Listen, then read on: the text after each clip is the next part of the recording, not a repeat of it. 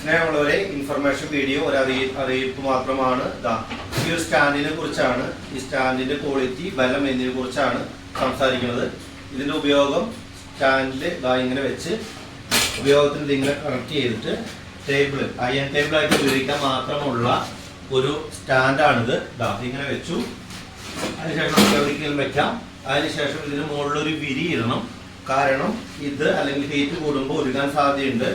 അതുകൊണ്ട് ഇങ്ങനെ വല്ല വിരിയൊക്കെ ഇട്ട് വേണം അത് ചെയ്യാനായിട്ട്. പിന്നെ ഇത് കുറച്ച് പേര് കംപ്ലൈന്റ് പറഞ്ഞു, ഇത് ഒടിഞ്ഞു പോയി സ്റ്റാൻഡ് അടിഭാഗങ്ങളൊക്കെ. ഇത് ഒടിയാനുള്ള കാരണം ഇങ്ങനെ ഇരിക്കുമ്പോൾ ഒരിക്കലും ഒടിയില്ല. ഇങ്ങനെ കുത്തി നിന്നാൽ ഒടിയില്ല. ഇത്രയേ പ്രസ്സിങ്ങിനകത്ത് വരുന്നുള്ളൂ. പ്രസ് ചെയ്യാനായിട്ട്, അയൺ ചെയ്യാനായിട്ട് ഇത്ര കുത്തി മാത്രമേ അതിനകത്ത് ആവശ്യമുള്ളൂ.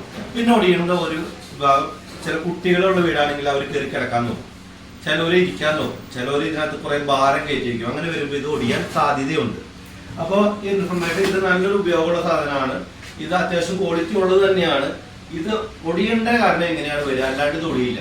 കാരണം ഇതിപ്പോ ഒരു മാസത്തോളമായി ഞാനിവിടെ അയൺ ചെയ്യുന്നതാണ്. ഇതിനൊരു കംപ്ലൈന്റ് വന്നിട്ടില്ല. അതിന് ശേഷം നമുക്ക് ഈസി ആയിട്ട് ഇത് മടക്കി എവിടെയെങ്കിലും വെക്കാവുന്ന ഇതാണ്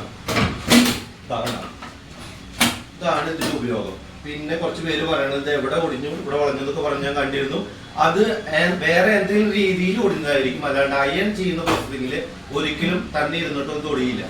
ഓക്കെ, ആ ഒരു ഇൻഫർമേഷൻ നിങ്ങൾ പങ്കുവെക്കുന്നുള്ളൂ. Thank you.